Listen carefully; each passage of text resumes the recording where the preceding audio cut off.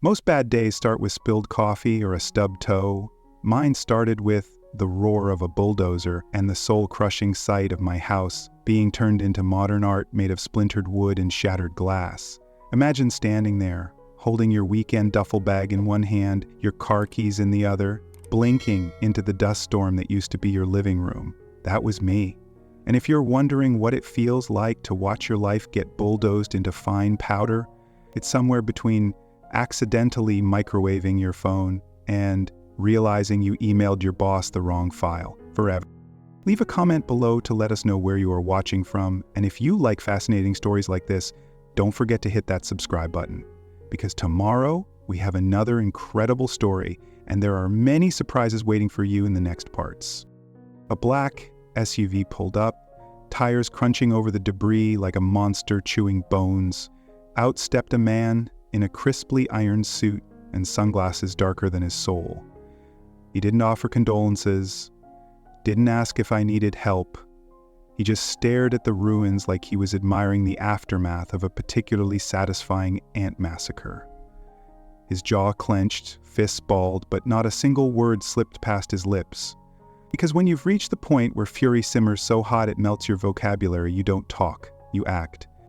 See, that was the moment. Gerald Whitman, king of clipboards, dictator of driveways, realized he'd made a fatal mistake. Because the house they flattened wasn't abandoned. It wasn't derelict. It was mine. Daniel Carter, federal agent, homeowner. Guy who doesn't exactly take injustice lying down, but hey, anyone can bulldoze the wrong house. Happens all the time, right? Like mistaking your neighbor's cat for a raccoon. Completely understandable, Gerald. 2 days earlier, I'd been halfway across the country wrapping up a federal investigation, dreaming about nothing more exotic than my own bed, my backyard grill, and a Saturday morning spent pretending my lawn didn't need mowing. After months of 80-hour work weeks chasing the kind of people who make Bond villains look like Boy Scouts, I just wanted normal. But fate, and apparently the Oak Ridge Homeowners Association, had different plans. There was no warning, no notice taped to my door, no desperate final phone call, just pure, unfiltered chaos in the form of a demolition crew with more horsepower than common sense. They plowed through my home like they were racing for a demolition derby trophy. My possessions? Gone. My classified case files? Vaporized. My favorite coffee mug? Now part of the local dust ecosystem. And you know what the best part was? I wasn't behind on my mortgage. I wasn't in violation of any building code. I hadn't even forgotten to mow the lawn. At least not that badly. Everything about my property was legally squeaky clean, which meant one thing.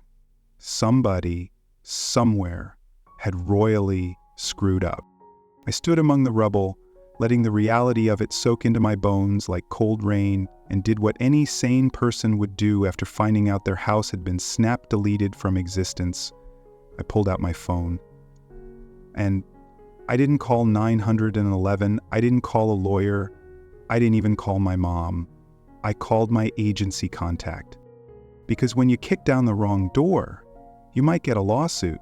But when you bulldoze the wrong house, and that house belongs to a federal agent, buddy, you just signed up for a front row seat to a fireworks show written in subpoenas and sealed indictments. Cut across town to a pristine glass and chrome office where Gerald Whitman, the self-appointed Lord of Oak Ridge, sat reclining behind his executive desk, sipping an espresso so expensive it probably needed a security detail. He smiled, tapping his golf club against the floor, with all the self-satisfaction of a man who just conquered a suburb one cul-de-sac at a time. Another eyesore eliminated. Another undesirable erased from the neighborhood tapestry. In his mind, he was a hero, a man of vision, the great suburban savior. Gerald leaned back, kicked his feet up, and said, probably to himself, because nobody with a functioning moral compass could have co-signed this, "That's one more blight removed from Oak Ridge. Enter Karma." Dressed in a black suit, wearing mirrored sunglasses, and holding a legal-sized folder that could end a man's whole career, Linda, Gerald's nervous secretary, knocked. "Sir, there's someone here to see you." Gerald barely glanced up. Tell them to file a complaint. Appeals board meets next month. I don't do drop-ins. Linda swallowed hard. You might want to see this one. Before Gerald could finish rolling his eyes, the door swung open, and there I was. Not smiling, not shouting, just standing there with the kind of calm that only really bad news carries on its back. I walked across the room and dropped the title deed to my home, the home they just atomized, right onto his desk like a hammer falling on glass. Gerald's face shifted in stages. First disbelief, then dawning horror, finally the desperate smirk of a man trying to bluff with a losing hand. Mistakes happen, he croaked, waving a dismissive hand. I'm sure we can come to an agreement. An agreement? Oh, sweetheart, we were way past that. This wasn't a parking ticket. They hadn't put the wrong paint on my shutters. They'd leveled my life, personal effects, classified federal files, and all. I leaned in close enough to watch the sweat bead on his temple and said in a voice so low it made the air colder, "You have no idea who you just messed with." Gerald, poor doomed Gerald, puffed up like a bullfrog. We've handled plenty of upset homeowners before. You're just another whiner. And that's when I smiled, a slow, dangerous thing, because he still thought this was a HOA dispute. He still thought he was in control. He didn't know yet. He didn't know the firestorm that was about to drop onto Oak Ridge like a hammer made of federal subpoenas and media scandals. He didn't know that when you destroy the home of a federal agent, you don't just get an angry letter. You get a reckoning. And it had already begun. Meanwhile, across town, deep in the bowels of the Oak Ridge HOA's prized conference room, a space decorated like a sad waiting room with a motivational poster addiction, the board meeting was in full swing. Gerald Whitman stood at the head of the polished oak table, basking in applause from his loyal circle of clipboard soldiers. Behind him, a cheap banner drooped sadly from the ceiling, preserving order and beauty. The app has also freed a number of administrative rangers from the burden of programming, carrying a few other ads too. Ladies and gentlemen, Gerald boomed, tapping his golf club against the tile like he was about to knight someone. Today we celebrate a victory! A blemish on our otherwise pristine landscape has been removed. Oak Ridge is once again a shining beacon of suburban excellence. He raised his coffee mug like it was the holy grail of HOA oppression. A few board members clapped dutifully. Others nodded with the enthusiasm of houseplants. One brave soul, Steve, a man whose personality was a walking shrug, shifted nervously in his seat. Gerald, Steve said, voice cracking under the pressure, are we sure the house we bulldozed was actually abandoned? Gerald fixed him with a smile so fake it could have been manufactured by a discount Halloween store. Steve, my boy, the paperwork was processed, the demolition was executed flawlessly. If anyone has an issue, they can take it up with the appeals board. And you know how long that waiting list is. A few chuckles rumbled around the room, everyone except Steve, who looked like he was seriously contemplating faking his own death to escape this conversation. Besides, Gerald continued, smoothing his tie and basking in his own reflected glory, what's one house compared to the greater good? Oak Ridge must uphold its standards, and if a few eggs get bulldozed along the way, well, that's the price of progress. He grinned the way wolves grin at limping deer. Miles away, in an office that smelled faintly of burnt coffee and impending doom, I sat across from my attorney, Sarah Hayes, flipping through the HOA's bylaws and city permits. Sarah, who had the sharpness of a hawk and the patience of a caffeinated badger, didn't even bother hiding her disgust. They're dead, she said, tapping a paragraph so hard the paper shook. Daniel, not only was the demolition illegal, it's begging for a lawsuit. Unauthorized property destruction, negligence, emotional damages, and just a casual federal security breach. I didn't blink. Classified case files, I said, voice low enough to make the walls shiver. Gone. Sarah's head snapped up. Classified? As in federal classified? I nodded slowly. Work papers, sensitive materials. Sarah closed the file and leaned back in her chair, the wheels creaking ominously. Well, congratulations. They didn't just bulldoze your house, they bulldozed their way into a federal nightmare. Outside the window, a bird chirped. Somewhere, a lawnmower buzzed innocently. The world kept turning, blissfully unaware that the Oak Ridge HOA had just stepped on a landmine, and I had no intention of letting them walk away without feeling the blast. Back at the HOA headquarters, the board members were busy congratulating themselves, like a frat house that just won a keg stand contest. Gerald leaned back in his chair, spinning his golf club and basking in the glow of his imagined legacy. He was halfway through another self-congratulatory monologue about community pride when the door swung open again. Linda, pale as paper, poked her head through the gap. "Sir, there's someone here to see you." Gerald waved his hand without even looking. "Tell them to book an appointment. I don't do unscheduled complaints." Linda gulped audibly. "It's him." The room went still. Even the coffee machine in the corner seemed to hold its breath. Before Gerald could respond, I stepped into the room, sharp suit, colder smile, and a manila folder tucked neatly under my arm. If Gerald had any survival instincts, he would have thrown himself out the window right then and there. Instead, he forced a smirk. "Mr. Carter, welcome. I assume you're here about..." I dropped the folder onto the table with a thud that echoed like a gunshot. Every head in the room turned. Steve visibly shrank 2 inches into his chair. Inside the folder was a copy of my title deed, mortgage payment receipts, property tax records, and photos of my house, pre-bulldozer edition, all neatly organized, all legally airtight. Gerald's smirk faltered. His hand twitched toward the folder like he wanted to sweep it off the table, pretend it didn't exist. I didn't let him. "You bulldozed the wrong house," I said, calm as a storm cloud. Gerald chuckled weakly, like a man trying to convince a bear he's not edible. "Mistakes happen, Mr. Carter. Surely we can work out a settlement." "No," I interrupted. "This isn't a settlement. This is a notice of intent." The room collectively inhaled, the kind of sharp breath usually reserved for seeing someone slip on ice in slow motion. Effective immediately, I continued, the Oak Ridge HOA is facing civil litigation for wrongful destruction of property, gross negligence, emotional damages, and willful violation of federal statutes. Steve made a noise somewhere between a whimper and a squeal. "But wait," I said, smiling just enough to show teeth. "There's more." I slid another document onto the table. A letterhead so crisp it could slice drywall. The Department of Justice. "The classified materials you destroyed were part of an active federal investigation," I said, letting the words hang in the air like a guillotine. "Congratulations, you're not just facing a civil suit. You're under federal investigation for security breaches and obstruction of justice."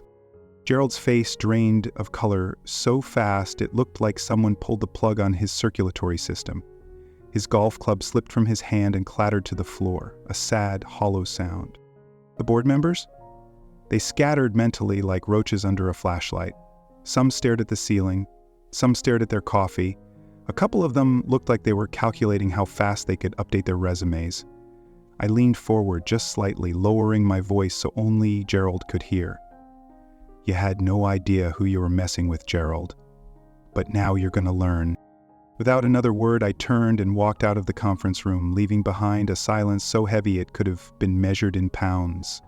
Outside, the sky was blue, the birds were singing, and somewhere in the distance, a lawnmower whirred on, blissfully unaware that an entire HOA was about to find itself bulldozed in ways they never saw coming. And me? I wasn't just here for revenge. I was here to demolish their empire, one smug footboard at a time. By the next morning, Oak Ridge was buzzing like a kicked hornet's nest. It started small, whispers in the Facebook groups, muttered conversations in checkout lines, passive-aggressive comments during dog walks. But it spread faster than gossip at a church bake sale. Something was happening at the HOA, and for once it wasn't about someone's mailbox paint shade being 2% too glossy. It was bigger, and it was about to blow. Gerald Whitman, however, sat in his corner office, acting like the king of a cardboard castle, convinced that no one could touch him. He leaned back in his chair, tossing a golf ball lazily against the ceiling, secure in the delusion that a little federal misunderstanding could be smoothed over like a wrinkled bedsheet. After all, he'd beaten angry homeowners before. He'd bullied retirees into repainting fences, fined veterans over mailbox heights, even threatened to seize a woman's rose garden because it dared to grow 3 inches outside of regulation boundaries. Daniel Carter? Just another name on a long list of petty obstacles. At least, that's what he thought. Until 9 o'clock a.m. sharp, when the feds arrived. It wasn't subtle. Black SUVs, dark suits, mirrored sunglasses, the whole Men in Black starter pack rolled up like a parade no one wanted to march in. Gerald barely had time to stand before the office door swung open and 3 FBI agents stepped inside. Calm, expressionless, and carrying clipboards that actually meant something. "Mr. Whitman," the lead agent said, voice smooth as steel, "we're here regarding multiple investigations into financial misconduct, illegal property demolition, and potential federal security breaches." The golf ball slipped from Gerald's fingers and bounced once, twice before rolling under his desk like it was trying to flee the scene. Outside, residents started gathering. They stood in clusters on sidewalks, pajama-clad, coffee mugs in hand, whispering and recording the scene on their phones. One guy even brought lawn chairs. It was better entertainment than Netflix, and nobody wanted to miss the downfall of the man who once fined a grandmother for planting too many sunflowers. Back inside, Gerald's confident facade was cracking like a dollar store mirror. You can't just barge in here," he stammered, sweating through his linen blend like a popsicle on asphalt. The lead agent raised an eyebrow. "Federal investigation, sir. We have full jurisdiction."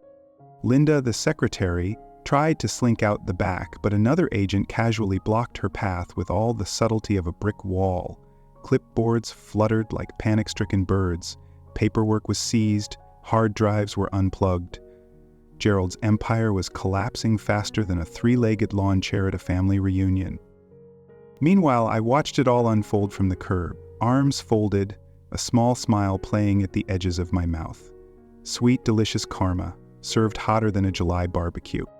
The HOA's financial records told a story uglier than a raccoon in a crop top. Embezzlement, laundering, fraudulent fines, money meant for community upkeep had been siphoned off to fund vacations, golf memberships, and, ironically, Gerald's Leadership in Excellence Award, which cost $4,000 to have custom made. Turns out, Oak Ridge hadn't been about beautification. It had been about personal enrichment, and the receipts were piling up faster than Gerald's blood pressure. Word traveled faster than a rumor at a family reunion. By noon, the local news vans had arrived. Reporters shoved microphones at bewildered residents, asking breathless questions about corruption, betrayal, and because this was still suburbia, property values. One woman, still in a bathrobe, clutched her chihuahua to her chest and whispered into the camera, "I always knew Gerald was a snake. He fined my husband for having a patriotic mailbox cover." Her voice cracked with the weight of sweet, vindicated rage. By late afternoon, the HOA was officially frozen. No fines, no threats, no passive-aggressive notices stuffed into mailboxes. The board members, who once strutted around like mall cops at a perfume convention, were now sweating bullets, each one desperately calling lawyers, accountants, anyone who might save them. Spoiler alert, nobody could. The funniest part?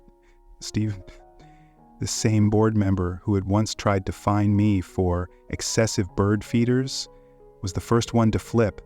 He walked straight up to an agent and offered to spill every dirty secret faster than you could say plea deal. His statement alone took 2 full hours and reportedly included diagrams. Meanwhile, Gerald still believed he could bluff his way out. He sat in the middle of the chaos like the captain of a sinking ship, insisting the water was a feature, not a bug. But you can only patch so many holes when the whole hull's made of lies. At sunset, the final blow landed. The Department of Justice filed an official complaint against Oak Ridge HOA leadership, citing systematic financial abuse and violations of federal housing regulations. The HOA's accounts were seized, their office equipment was impounded, their reputations were shredded like a bad check. And Gerald Whitman? He was led out of the building in handcuffs, a sight so glorious it deserved its own Hallmark card. His face, usually flushed with arrogant power, was pale and slack, like someone had unplugged him. His sunglasses hung crookedly from his nose, his golf shoes squeaked sadly against the pavement. As the agents read him his rights, a small spontaneous applause broke out among the watching neighbors. A man in a Property of No One t-shirt started chanting, "No more fines! No more fines!"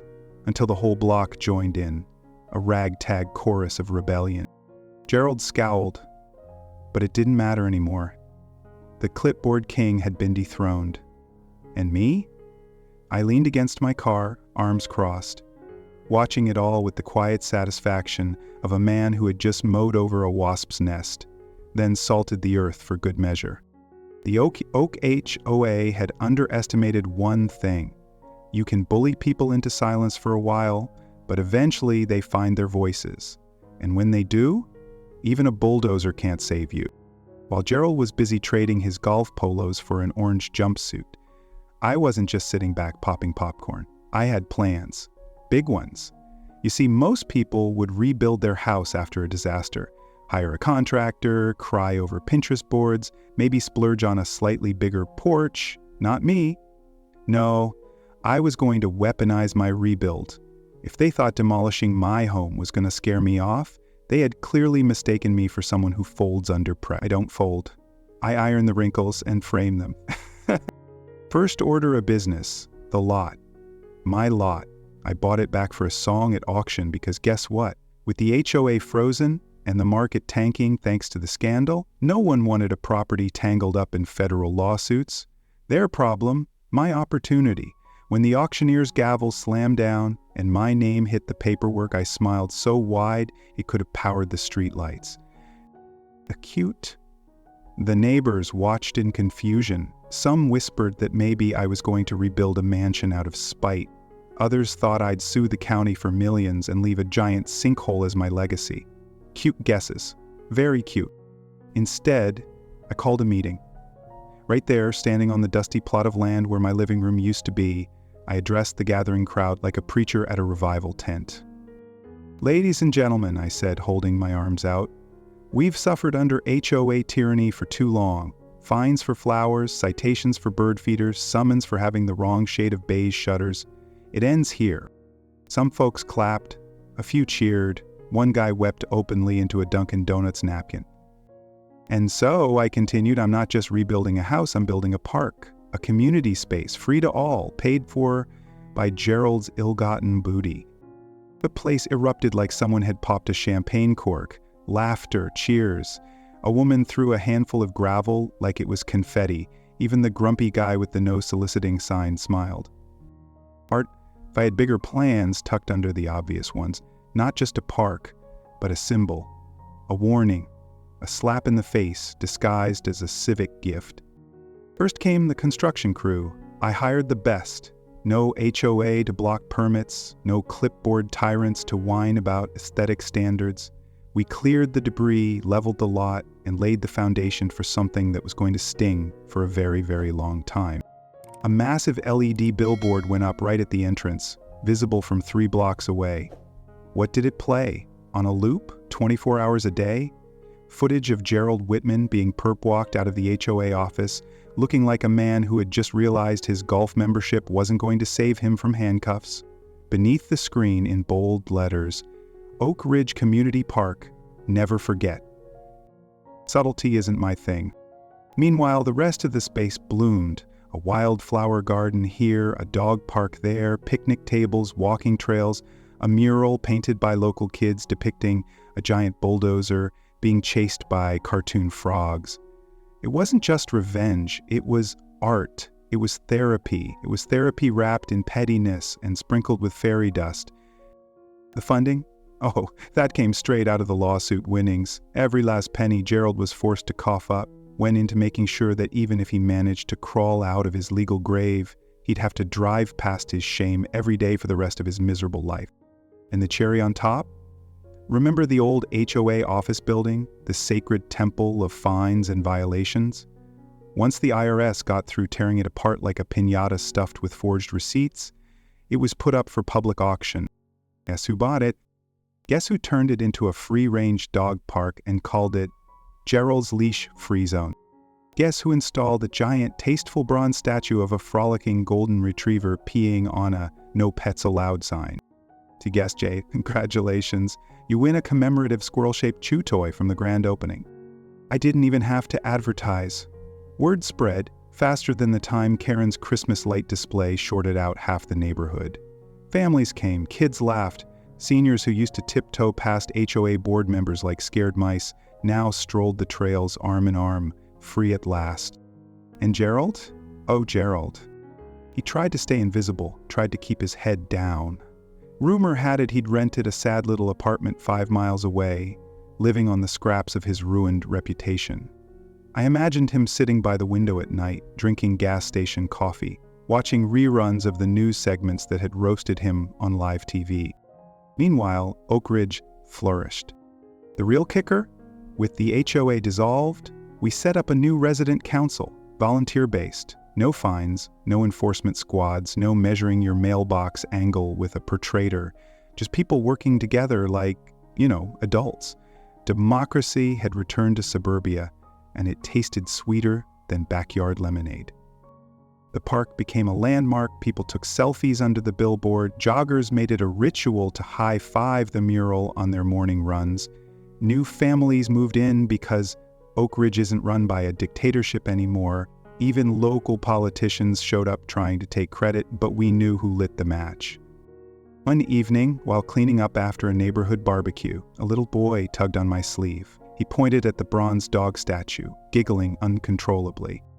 "That dog's peeing on the mean man's sign," he said. I ruffled his hair and said, "That's called poetic justice, kid. Remember it."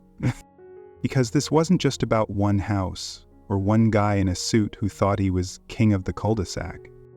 It was about standing up when the bullies show up with their clipboards and fake smiles.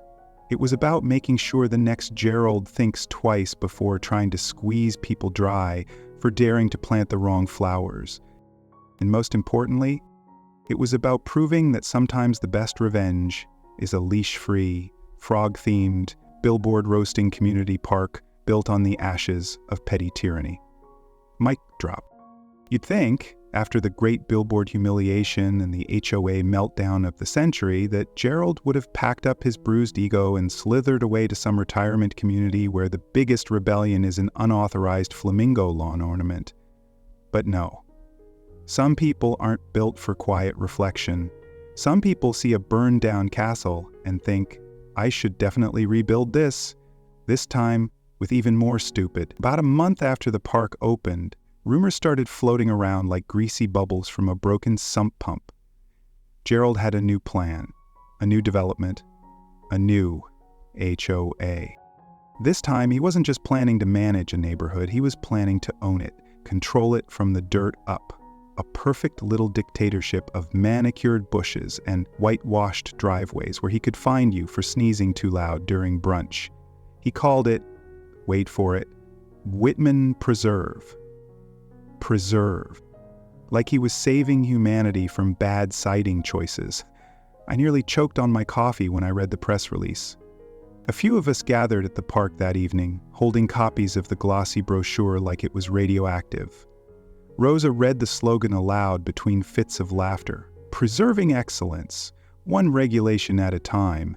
It sounded less like a community and more like a low-budget sci-fi dystopia where smiling Stepford wives report you to the HOA police for having non-standard garden gnomes. Still, I wasn't laughing for long. Because Gerald wasn't just talking, he was moving fast. Rumor had it he had lined up private investors, people just shady enough to think building a mini empire of misery was a good business model. He was courting developers, dangling promises of premium homeowner experiences and strict quality enforcement. It was like he hadn't learned a single thing from the nuclear fallout he'd just crawled out of. And worst of all, it was working. A few blocks over, land was cheap, the houses old and neglected, perfect for flipping, rebranding, slapping a shiny new HOA label on, and selling to clueless families who didn't know better. Rosa slammed her copy of the brochure down on the picnic table. "We can't let him start this up again," she said. "We barely survived last time." Mr. Thompson adjusted his glasses. "The man's like mold. You clean him off one wall and he grows back in your air vents." It wasn't enough to just mock him. We needed a plan. I spent that night pacing my living room, the glow of the billboard footage looping outside like a comforting lullaby. Gerald thought he could rise from the ashes like a dollar store phoenix. He didn't realize we had gasoline and a lighter ready. I called Sarah, my lawyer, and gave her the rundown. "You're telling me," she said slowly, "that this guy, currently under multiple federal investigations, is trying to start a new HOA under his own name?" I confirmed. There was a pause, then she burst out laughing.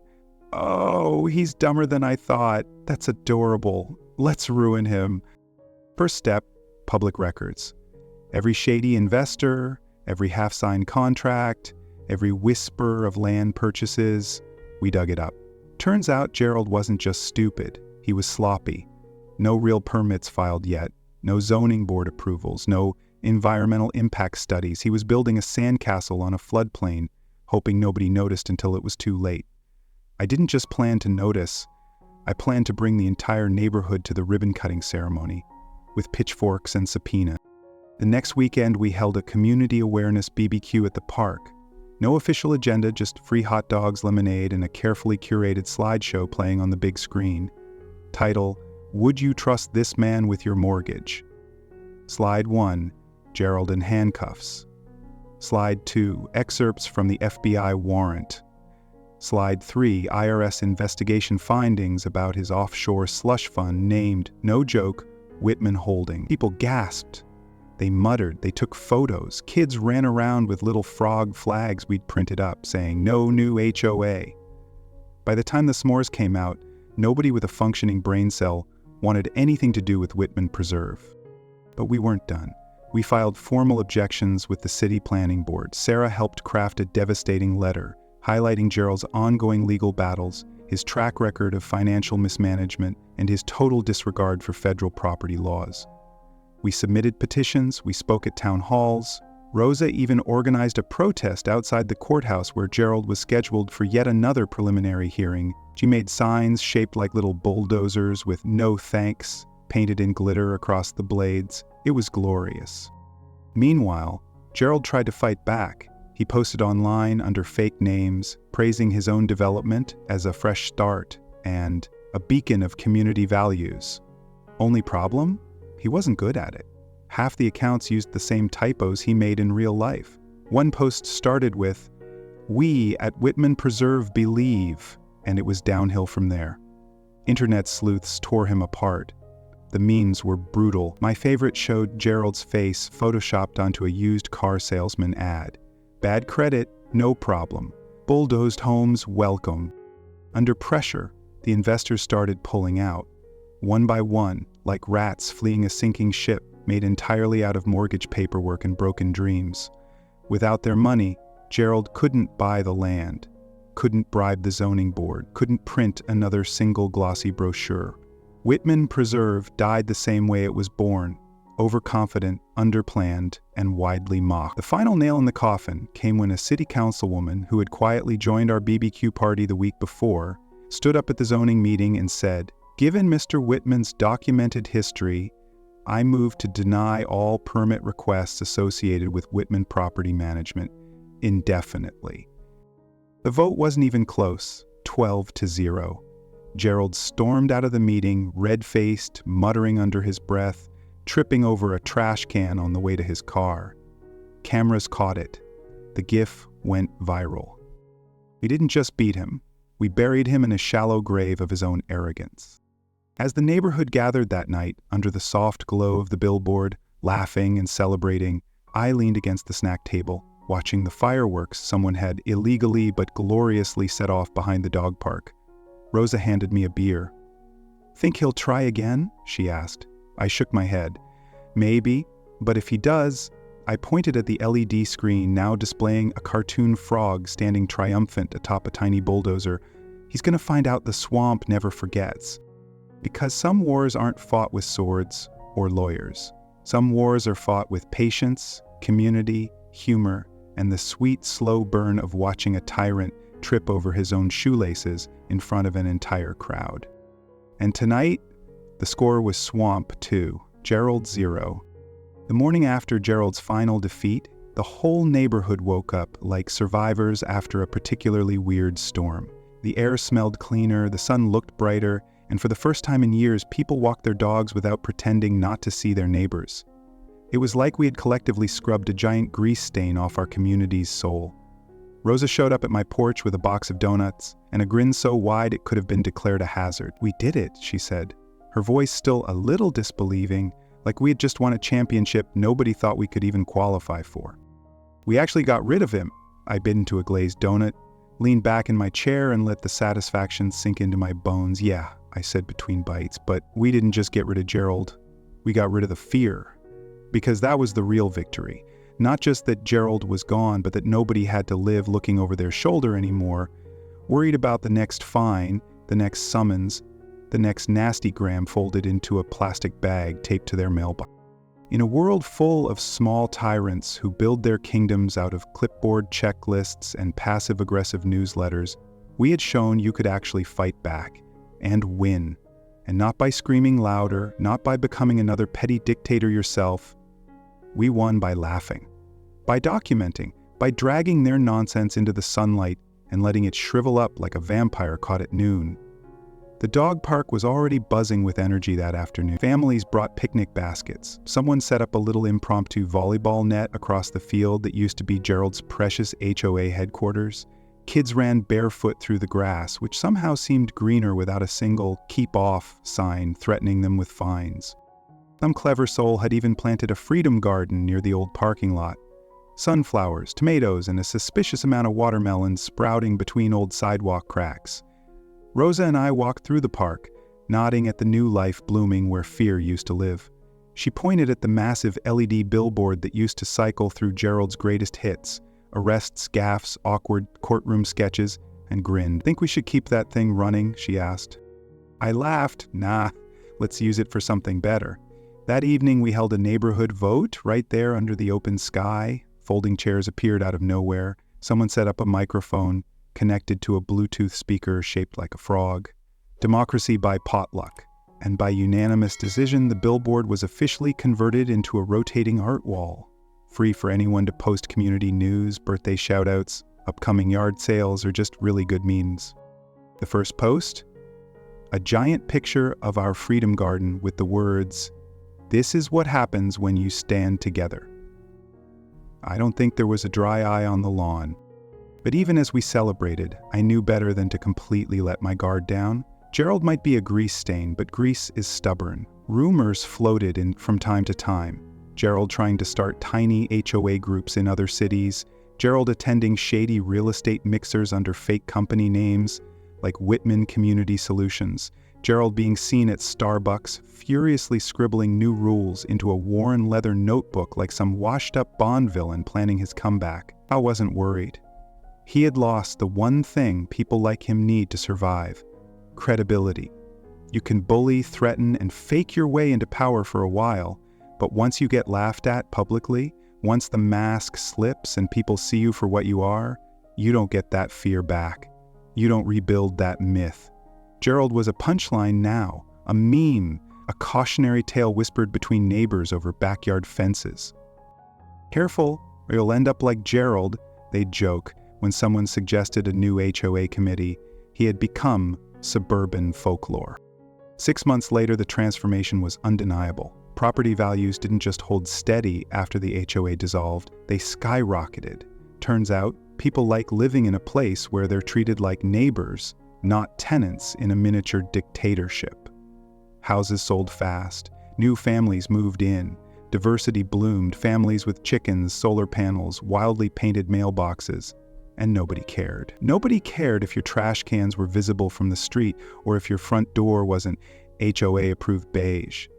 We cared about things that mattered, like making sure the walking trails were clean, helping elderly neighbors with yard work, and setting up emergency communication lines for fire season. Real community stuff. One evening, as the sun slipped behind the hills, casting everything in that golden, sleepy light that makes even beat-up mailboxes look noble, I stood by the new garden and thought about how close we had come to losing it all. All because one man thought rules were a weapon, not a tool. Thought power was more important than people. Thought fear could keep a community in line better than kindness ever could. But he was wrong, and standing there watching kids chase frogs across the grass while dogs bounded through the fields with tails wagging like flags of freedom, I realized something. We hadn't just built a better neighborhood, we had built a better story. One we could tell at barbecues and block parties for years to come, one that would remind us and anyone who tried to bring the darkness back exactly what happened when you messed with the wrong neighborhood. Rosa came up beside me, handing me a lemonade with a little paper frog floating in it. "Think it's finally over?" she asked. I took a sip, letting the tartness bite pleasantly at my tongue. "It's never over," I said with a grin. "There's always another Gerald out there. But now," I gestured at the happy chaos around us, "now we know how to beat them." Because in the end, the secret wasn't lawyers or lawsuits or even viral videos. It was something much older and much stronger. It was neighbors. It was laughter. It was the stubborn, ridiculous, unbreakable human spirit that refuses to be told where to park or how to live or who gets to plant sunflowers in a cracked sidewalk. It was the idea that even in the quietest places, you don't have to accept tyranny just because it's wearing khakis and holding a clipboard. You can fight back, you can win, and you can build something beautiful from the ruins, something that even a bulldozer can't touch. Because freedom doesn't need permission. And frogs, apparently they make pretty good mascots too. Leave a comment below to let us know where you are watching from, and if you like fascinating stories like this, don't forget to hit that subscribe button, because tomorrow we have another incredible story, and there are many surprises waiting for you in the next parts.